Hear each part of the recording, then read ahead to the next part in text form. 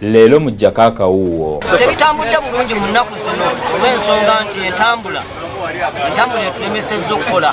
Twagenze mu tawuni ne batukuba emiggo olwesitibwa kutunda byakulya.